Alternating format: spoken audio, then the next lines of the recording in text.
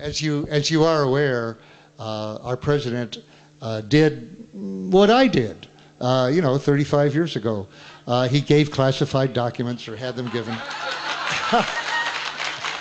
to the press. It's very good.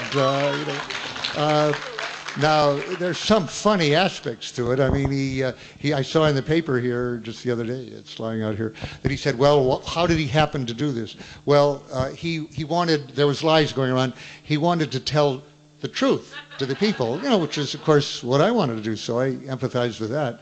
Except that what we now know is that when he gave that information in 2003, he knew that the classified information he was putting out was a lie.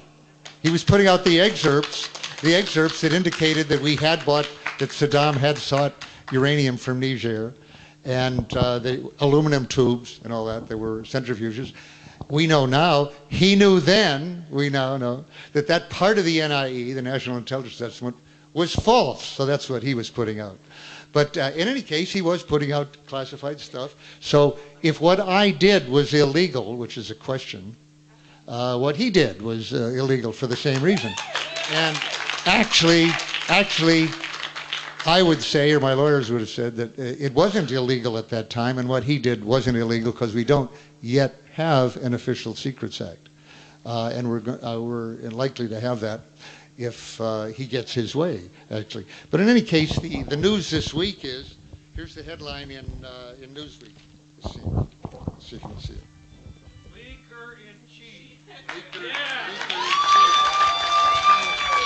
The reason our family is happy about that is my wife never really liked me being known as the most famous leaker. She said it made me sound incontinent.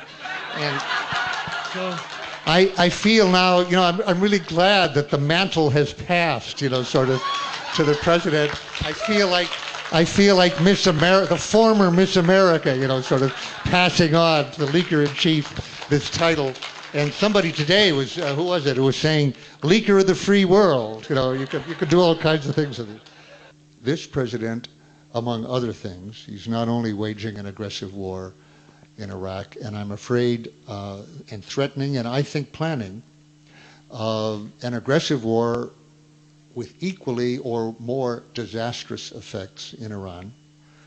Even, in other words, a second war crime, a crime against the peace, with the possibility, more than a possibility, that he will actually use nuclear weapons. A first use of nuclear weapons, which the General Assembly of the UN has said over and over, is not only a crime against humanity, but the words are, but the gravest crime against humanity.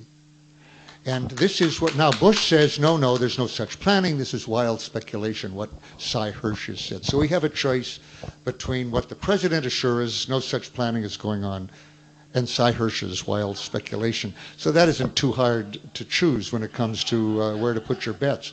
And unfortunately, who to believe. And so it's a very, very serious situation.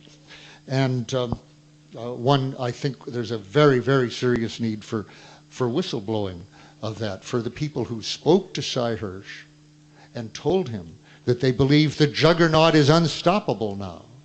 And others, officers, who said anonymously that this is so terrible that they are thinking of resigning, in protest, unusual thing and quite appropriate. But resigning isn't what is needed. Stopping this is what is needed. Resigning it is not enough. What they have to do, and I'm going to be saying this now on every possible occasion, what they have to do is to put out all of those plans, put them out, let the world see them, let the Republicans or Democrats who approve of them stand up and be counted and say we approve of them, but smoke out the people who know, like those officers, that this is a disaster and the worst crime that we've seen since Hiroshima, and in some respects even more dangerous.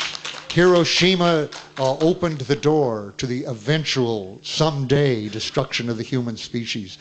This door, walking through this door of first use in a world where nuclear material is all over the world, where many, many countries, not just Iran, could be, Iran would take years to be a nuclear power. Japan could be a nuclear power within a week, and a superpower in a year. They have the material, they have the plans.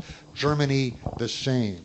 There are many other virtual nuclear powers. I think the start of this actual use of nuclear weapons on people again for the first time in the nuclear age since Hiroshima will start a race of other countries to become nuclear powers, because that would seem to be the only way they can prevent a nuclear attack by the U.S. or a conventional attack. So I think the situation is very grave.